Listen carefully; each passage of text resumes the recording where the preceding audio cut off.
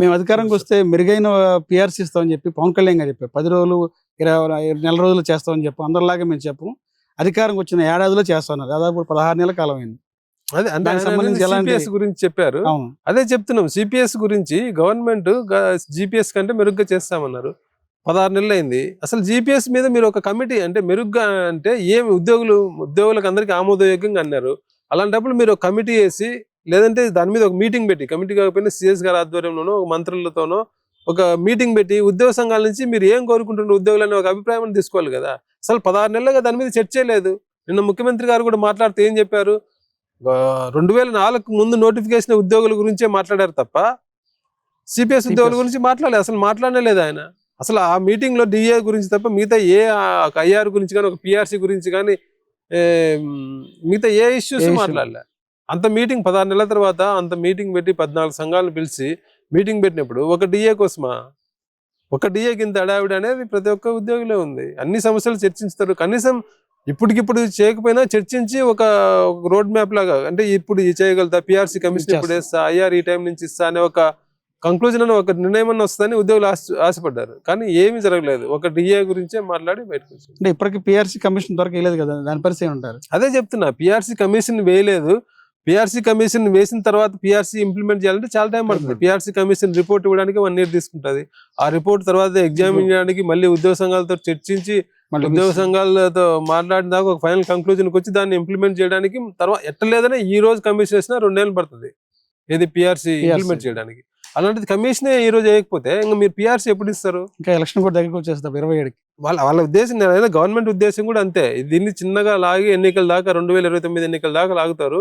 ఎన్నికలప్పుడు ఏదో ఒక జీవో ఇచ్చి, ఏది పోస్ట్ డేట్ తో జీవో ఇస్తారో మళ్ళీ ఏమో తెలియదు. ఉద్యోగులు అంటే మేము పిఆర్సీ ఇచ్చినామని ఉద్యోగులు ఆ పిఆర్సీ ద్వారా ఎన్నికల్లో గట్టెక్కడానికి ప్రయత్నం చేస్తున్నట్లే కనపడుతుంది తప్ప, పిఆర్సీ ఉద్యోగులకు బెనిఫిట్ కోసం ఉద్యోగులు మేలు చేయాలని వాళ్ళు చెప్పినట్టుగా, ఎన్నికల్లో చెప్పినట్టుగా పిఆర్సీ ఇచ్చే ఉద్దేశం ప్రభుత్వానికి కనపడడం లేదు ఇంతవరకు. ఇప్పటికీ ఉద్యోగులకు ఎంత బకాయింది గవర్నమెంట్ సుమారుగా? మొన్న సీఎం గారు చెప్పిన దాని ప్రకారం 34,000 కోట్లు బకాయిలు ఉన్నాయండి. సీఎం గారు చెప్పిన దాని ప్రకారమే. ఇప్పటికీ ఉద్యోగం చేసే వాళ్ళకి 1 నుంచి 5 లోపు శాలరీ వస్తుంది, ఒకరోజు అటు ఇటుగా.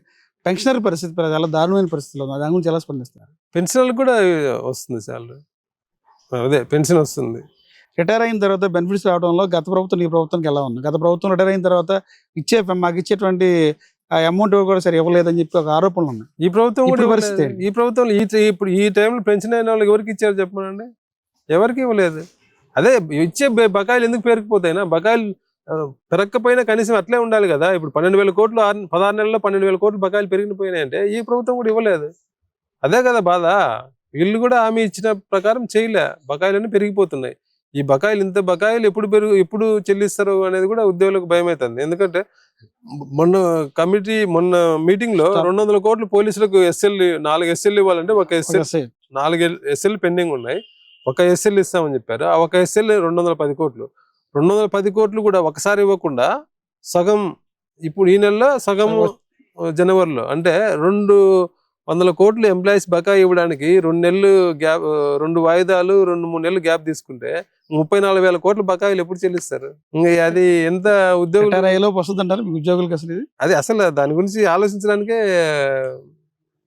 ఊహకి అందడం లేదు. ఏం చేస్తారో, ఏం జరుగుతుందని. సార్, ఇప్పుడు మీకు ఎన్నికల ముందు ఇచ్చిన హామీకి అధికారం వచ్చిన ఈ 16 నెలల కాలంకి ఎంతవరకు అమలు అయింది? అమలు ఎంతవరకు అది స్టార్టే చేయలేదంట. ఏ హామీ అమలు కాలేదు. ఒక్క హామీ, ఎన్నికల్లో ఇచ్చిన హామీ ఒక్కటి అమలు కాలేదు ఇంతవరకు 16 నెలల్లో. గత ప్రభుత్వంలో ఫస్ట్ 6 నెలల్లో చాలా హామీలు అమలు చేసింది. 2019లో గవర్నమెంట్ రాగానే ఫస్ట్ క్యాబినెట్ లో 27% ఐఆర్ ఇస్తామన్నారు. ఫస్ట్ క్యాబినెట్ లో అప్రూవ్ చేసి 2019 జూలై 1 నుంచి ఐఆర్ ఇచ్చిండ్రు. ఆర్టీసీ ఎంప్లాయీస్ ను 3,600 కోట్లు బడ్డీని అది గవర్నమెంట్ మీద. ఇమ్మీడియట్ గా 6 నెలల్లోనే అది కూడా అమలు చేసి 2020 జనవరి 1 నుంచి ఆర్టీసీ ఉద్యోగులు ప్రభుత్వంలో తీసుకున్నారు. ఆశా వర్కర్లకు జీతాలు పెంచారు, శానిటేషన్ వర్కర్లకు జీతాలు పెంచారు, గ్రామ వార్డు సచివాలయ వ్యవస్థ తీసుకొచ్చిండ్రు. ఇట్లా ఉద్యోగులకు ఇచ్చిన హామీలు, చాలా హామీలు 6 నెలల్లో అమలైనాయి. కరోనా అలాంటి స్పీడ్ లోనే కరోనా వచ్చింది. కరోనా వల్ల పరిస్థితి తారుమారైంది. కరోనా తర్వాత ప్రభుత్వ స్పీడ్ పూర్తి తగ్గిపోయింది. ఉద్యోగుల సమస్యలు అప్పటి నుంచి ఉద్యోగుల సమస్యలు అయినాయి. మరి మీ భవిష్యత్ కార్యాచరణ ఏంటి? అదే అంటే ఇప్పుడు ఉద్యోగులకు మెయిన్ ఉద్యోగులు పిఆర్సీ కమిషన్ కోసం ఎదురు చూస్తున్నారు. ఐఆర్ ఇవ్వాలి, పెండింగ్ బకాయిల మీద ఒక ప్రభుత్వం ఒక రోడ్ మ్యాప్ ఇవ్వాలి, ఎప్పటిలోగా ఏ బకాయిలు ఎప్పుడు చెల్లిస్తారు అనేది. ఈ మూటి మీద ఉద్యోగులు ఎదురు చూస్తున్నారు. ప్రభుత్వాన్ని ఇంకొద్దిగా అంటే ఇప్పుడు డిఏ ఇచ్చింది కాబట్టి ఇప్పుడే మనం మళ్ళీ రోడ్ ఎక్కితే బాగుండదు. సంక్రాంతి వరకు టైం ఇస్తున్నాం ప్రభుత్వానికి. సంక్రాంతి లోపల మిగతా సంఘాలతో కూడా మాట్లాడుకొని, అన్ని సంఘాలతో మాట్లాడి, మా కార్యవర్గాల్లో కూడా మేము చర్చించుకొని, మా ఉద్యోగులతో కూడా చర్చించుకొని సంక్రాంతి తర్వాత దీని మీద కార్యాచరణ ఏం చేయాలనేది ఉద్యోగులతో మాట్లాడి చేస్తాం. ఖచ్చితంగా పోరాటం అయితే ఉంటుంది. ప్రభుత్వం స్పందించకపోతే సంక్రాంతి లోపల ఉద్యోగుల సమస్యలపై కొన్ని పరిష్కరించకపోతే ఖచ్చితంగా పోరాటం. వెంకటరామరెడ్డి గారి భవిష్యత్తు ఏంటి, ఉద్యోగ పరిస్థితి? నేను భయపడను. నేను ఏదైతే కరెక్ట్ అనుకుంటున్నా అదే చేస్తా. నేను దేనికి భయపడను. అంటే సస్పెండ్ అనేది పోయినసారి అదే పరిస్థితి, ఇప్పుడు ఇదే పరిస్థితి అంతే. ఏమవుతుంది, సస్పెండ్ చేస్తారు, చేయని ఏమవుతుంది, దానికి నేనేం భయపడను. ఏం చేసినా నేను సిద్ధమే. నేను అన్నిటికీ సిద్ధంగా ఉన్నా. ఫైట్ చే నేను ఏదైతే కరెక్ట్ అనుకున్నా దాని ప్రకారం నేను ముందుకెళ్తా తప్ప, నన్ను సస్పెండ్ చేస్తారో, ఉద్యోగం తీసేస్తారో, అరెస్ట్ చేస్తారో అవన్నీ నేనేం భయపడను. ఏదైనా ఫేస్ చేయడానికి నేను సిద్ధంగా ఉన్నా. మీ ఉద్యోగ సంఘాలు మీకు సపోర్ట్ ఎలా ఉంది? మీ సెక్రటరీ ఎంప్లాయీస్ సంబంధించి అట్లేం లేదు. అంటే నేను గవర్నమెంట్ నన్ను ఒక శత్రువులాగా చూస్తుంది కాబట్టి ఇప్పుడు ఉద్యోగులు కొంత మీ తోటి ఉద్యోగులు కూడా మిమ్మల్ని వ్యతిరేకిస్తున్నారు అనేది కొంత ప్రచారం జరుగుతుంది. అట్లా ఎప్పుడు అంటే 100% నన్ను సపోర్ట్ చేయరు కదా. నేను ఎలక్షన్లో గెలిచినప్పుడు, పోటీ చేసినప్పుడు కూడా 100% నాకు ఓట్లు వేయలేదు. ఎప్పుడు ఏ నాయకుడికి 100% సపోర్ట్ ఉండదు. నన్ను వ్యతిరేకించే వాళ్ళు ఎప్పుడు కొందరు ఉంటారు. అలాంటి వాళ్ళు ఇప్పుడు గవర్నమెంట్ మారింది కాబట్టి ఇంకొద్ది అలాంటి వాళ్ళ వాయిస్ ఇప్పుడు కొద్దిగా పెద్దదవుతుంది. అది కామన్. అది దానికి సపోర్ట్ చేసే వాళ్ళు ఎప్పుడు ఉంటారు, వ్యతిరేకించే వాళ్ళు ఎప్పుడు ఉంటారు. నెక్స్ట్ మళ్ళీ రేపు వచ్చే ఎన్నికల్లో మీరు పార్టిసిపేట్ చేస్తారా? చూద్దాం, ఇంకా టైం ఉంది కదా, అప్పుడు పరిస్థితిని బట్టి. చాలా ఉంది. ఇప్పుడు ఈ గవర్నమెంట్ వచ్చిన తర్వాత శాలరీ ఫస్ట్ తారీఖు పడుతుందా? నేను చెప్పాను కదా ఇందాక. అది ఇంకా ఈ గవర్నమెంట్ వచ్చిన తర్వాత శాలరీలో ఏం పెద్ద తేడా లేదు. అంటే గతంలో 5-6 తారీఖులో పడేది ఇప్పుడు 3-4 తారీఖులు అట్లా పడుతుంది. మా గవర్నమెంట్లో అన్ని వర్గాలు సంతోషంగా ఉన్నారు, ఈ ఎంప్లాయీస్తో కలిపి అంటారు. మీరు ఉద్యోగ సంఘాలు ఏమో ఏదో గొంతుమ్మ కోరికలు కోరతాను కొంత ప్రచారం జరుగుతుంది. ఏంది అసలు ఇది? మీరు ఏ ఉద్యోగినైనా అడగండి.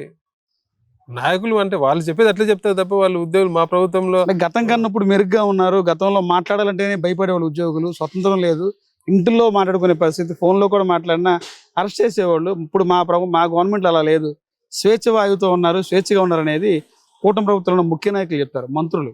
అదే చెప్తున్నా కదా, ఇందాక ఉదాహరణతో కూడా చెప్పిన. మీరే చెప్పారు ఒక సంఘటన, మేము ఎలక్షన్ కోసం మీటింగ్ పెట్టుకుంటే ఎంత అడావిడ్ చేసిండ్రో. ఇలాంటి పరిస్థితి గతంలో ఎప్పుడన్నా ఉండిందా?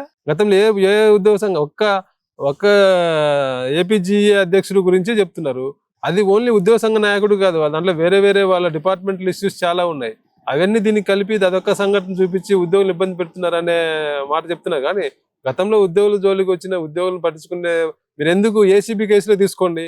అంతకుముందు 2014-19 మధ్య ఉద్యోగుల మీద ఏసీబీ అంటే రెడ్ హ్యాండెడ్ కేసు పక్కన పెడితే డిఏ కేసులు, అంటే ఉద్యోగులు ఎక్కువ ఆస్తులు ఉన్నాయని చెప్పి ఇండ్ల మీద పోయి దాడి చేయడం.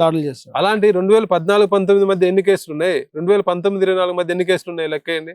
దాన్ని బట్టే ఎవరు ఉద్యోగులను ఇబ్బంది పెట్టారు, ఎవరు ఉద్యోగులను బాగా చూసుకున్నారో తెలుస్తుంది.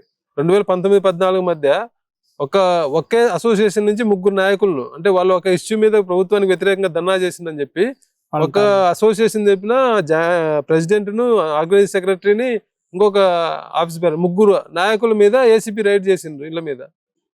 పోయినసారి ఎవరైనా అట్లా జరిగిందా? వాళ్ళు ఏ ప్రభుత్వం ఉద్యోగులను బాగా చూసుకుంది, ఏ ప్రభుత్వం ఉద్యోగులు వేధించింది? మీరే చెప్పండి. 2-3 ఇన్సిడెంట్లు చెప్పిన నేను. అలాంటి ఇన్సిడెంట్లు గత ప్రభుత్వం ఎప్పుడైనా జరిగినాయా? ఈ ప్రభుత్వం జరిగినట్టు గతంలో ఎప్పుడైనా జరిగినాయా? మళ్ళీ ఊరికి అంటే వాళ్ళు చెప్పొచ్చు మాటలు, అదే చెప్తున్నా, ప్రచారానికి మాత్రం సరిపోతుంది. ప్రచారం చేసుకోవడానికి వాళ్ళకి ఎక్కువ అవకాశాలు ఉన్నాయి కాబట్టి వాళ్ళు ఎక్కువ ప్రచారం చేయొచ్చు. కానీ వాస్తవం ఏందో ఉద్యోగులందరికీ తెలుసు. అంటే ఒక డిఏకి దాదాపు 16 నెలలు పెడితే మిగతా 3 పెండింగ్ డిఏలు రేపు మళ్ళీ జనవరి వస్తే మళ్ళీ కొత్త డిఏ వస్తుంది. అప్పటికి మళ్ళీ 4 డిఏలు పెండింగ్ అయిపోతుంది. అవుతాయి. అదే చెప్పేది. సంక్రాంతి వరకు ప్రభుత్వానికి టైం ఇస్తాము. సంక్రాంతి తర్వాత దీని మీద ప్రభుత్వంతో ఎట్లా పోరాడి సాధించుకోవాలనేది మిగతా సంఘాలతో కూడా మాట్లాడి చేస్తాం.